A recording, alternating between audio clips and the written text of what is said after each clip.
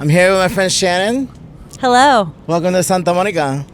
I love it. It's a beautiful night. I'm so glad that we're here. Thank you for talking to me on the mic. Of course. I figured, we don't see each other that often, so I figured we'd play and record some things. Ladies and gentlemen, this is your captain speaking. Prepare for takeoff. You're now listening to Stepner Show.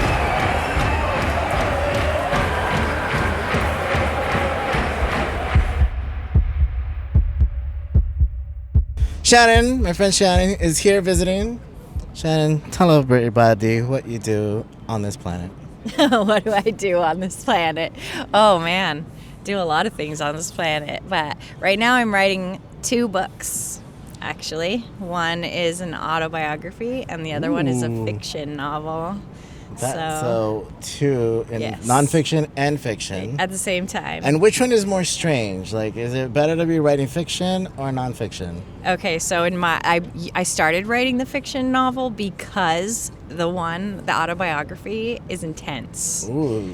I've been through a lot. I've had kind of a crazy story. And so when I'm writing that, it sends me into weird spaces sometimes. So I take a break by writing the fiction novel. So without giving away any spoilers, if I'm reading the nonfiction and the fiction, what can people expect from your books? I feel like people can expect to feel things that they relate to 100%. Because obviously we all have a different story. And even in the fiction novel, my story is very influential in that.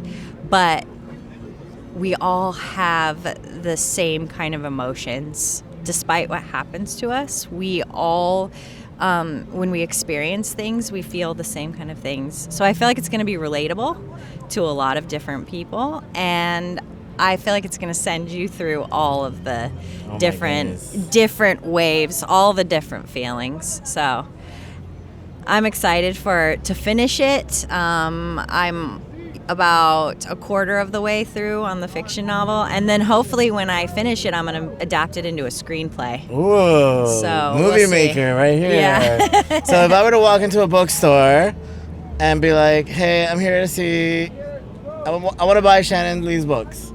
What genre would I find your books in? Okay, so the first one would probably, the autobiography would probably be in the self-help section. Self-help? Because I definitely feel like it's not just a story of my life, it's also like a way of expressing how I've gotten to where I've gotten through all the experience I've had. So it very much is a self-help book in a way. And then the fiction novel is interesting because it's kind of like a modern day drama / mystery. Ooh, I love that. Yeah. So And- like a noir type story? Yes, oh my goodness. definitely.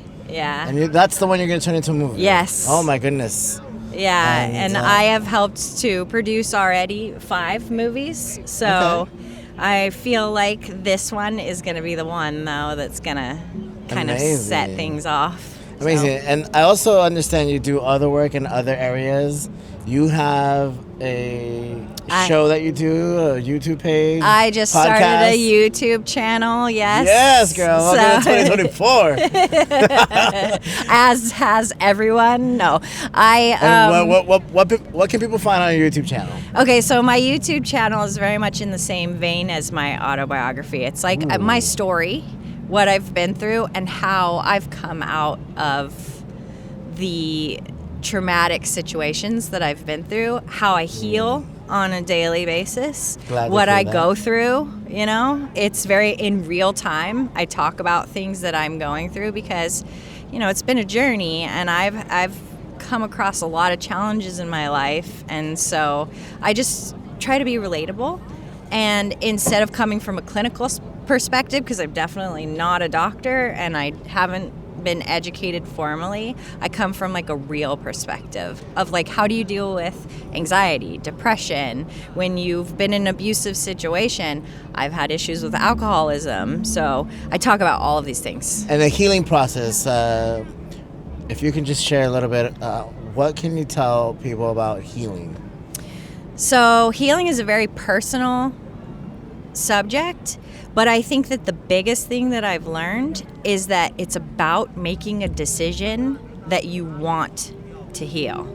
So yes, you can go to therapists, yes, you can read books, yes, you can watch podcasts and all of those things, but if you haven't decided that you can get better, you probably won't. So you need to take action. You have to literally decide that you're going to be like, okay, I'm going to get better, and then you can take action around it.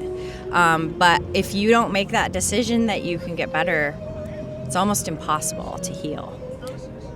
There you go, ladies and gentlemen. Shannon coming at you with some hard truths.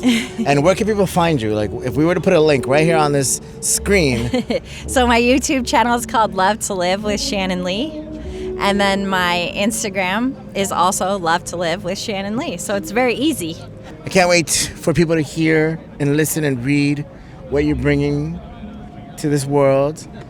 And also, I want to dive into some of the spooky stuff that you do around the Halloween season. Oh, yeah. So I also help to produce a Halloween festival in Lake Elsinore. I'm so excited to hear more about this. We're going to delve into this as soon as we come back with Shannon Lee after these messages. Who was the last person to text you?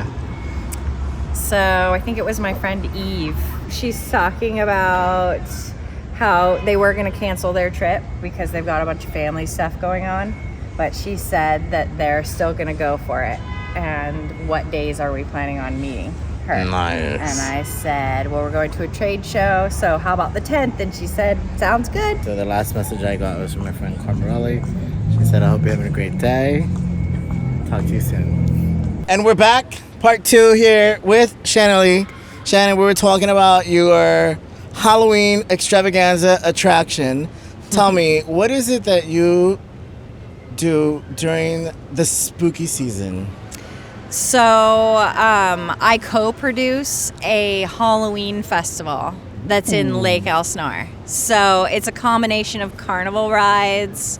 There's food and vendors, and we usually have entertainment. Wow. We do costume contests. So this is the 3rd year in a row that we've done it, and the previous years the area loves it. It's just they eat it up, so it's really fun. And how did you get into producing this Halloween festival in Lake Elsinore? Out of all the places in California, why Lake Elsinore? Okay, so this is interesting. So with COVID, a lot of work, my husband and I are producers, and so a lot of the work that we had was gone because it was just the time when there wasn't a lot of work for production. Live events mainly is what we produce. We produce film too, but we do a lot of live events, and that was just not happening. And so we were like, we need to make our own event. Instead of working for another company doing their events, we decided that we needed to have our own event.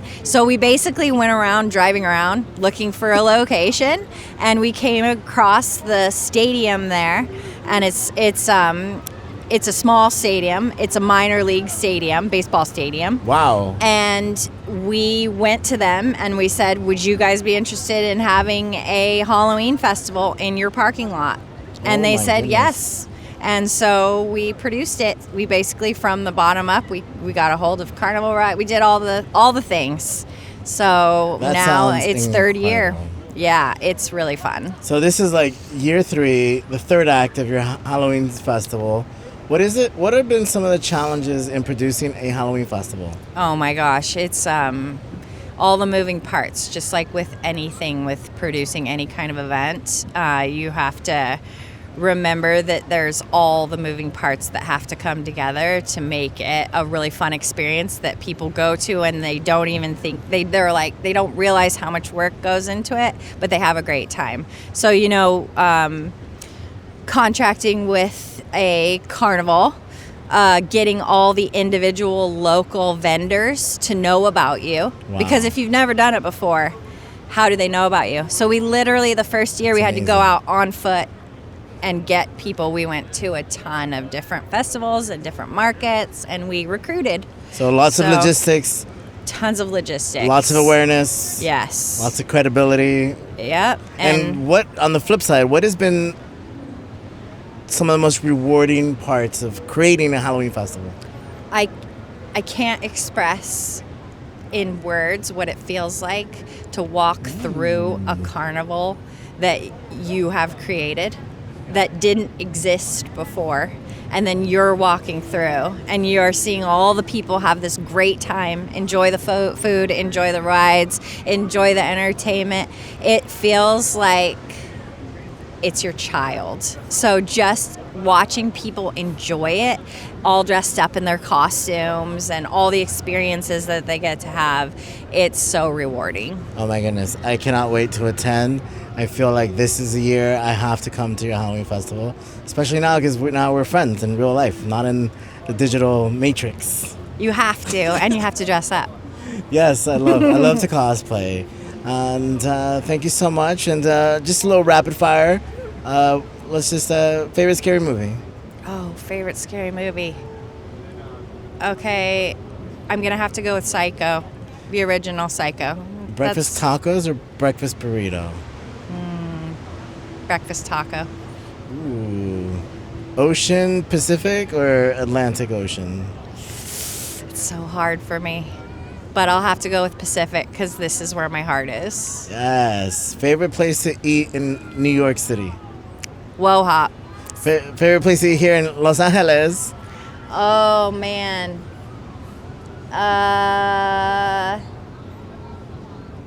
I like Barney's Beanery. Oh, nice. Well, I look forward to breaking bread with you. Thank you so much for being on the show with us today. Any last words, any last comments, anything you'd like to add that I forgot or overlooked? I just want to add that I love that we have been friends and that we've made friends, and our friendship is so valuable to me, and how we met is so interesting. Ooh. So that's really fun, and I just really appreciate you. I appreciate you too. Yes. And yeah, we met in a very interesting way. Yeah. Oops. Thank you so much You're for welcome. having me. Thank you so much.